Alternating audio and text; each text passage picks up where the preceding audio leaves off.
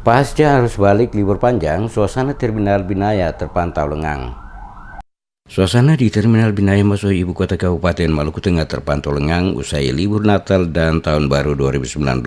Momen libur Natal Tahun Baru 2019 sekaligus masa libur panjang sekolah tak mempengaruhi lonjakan penumpang di terminal tersebut. Bahkan sejumlah bus antar kota maupun antar kabupaten termasuk mobil rental masih terlihat sepi penumpang. Kepala UPTD Dinas Perhubungan Kota Masohi Ismail Sengaji mengatakan arus balik di Terminal Binaya Masohi terlihat lengang seperti biasanya karena telah melewati puncak arus balik yang terjadi pada tanggal 2 dan 3 Januari lalu. Hingga H+3 jumlah penumpang justru menurun, bahkan aktivitas di terminal itu sepi. Ia mengakui kondisi yang masih sepi ini menjadi hal biasa di kawasan terminal. Meski saat ini dalam momen liburan sekolah, namun yang terjadi kondisi masih cenderung sepi. Sengaja memperkirakan arus balik libur sekolah terjadi pada Minggu pagi, kendati demikian tidak sesignifikan beberapa hari lalu. Tahun baru ini dia konstan seperti semula.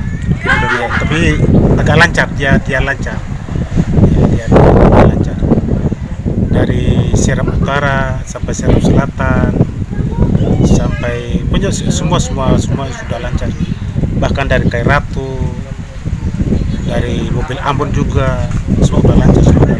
Sementara itu arus balik di Pelabuhan Indah Marina maupun Pelabuhan Amai di hari kelima usai tahun baru juga terlihat lengang dari pemudik yang ingin menyeberang ke Pelabuhan Tulehu di Pulau Ambon. Suasana di kedua pelabuhan itu menunjukkan terlihat lebih lengang seperti hari biasanya. Arus kedatangan maupun keberangkatan penumpang tidak perlu mengantri lama seperti sebelumnya.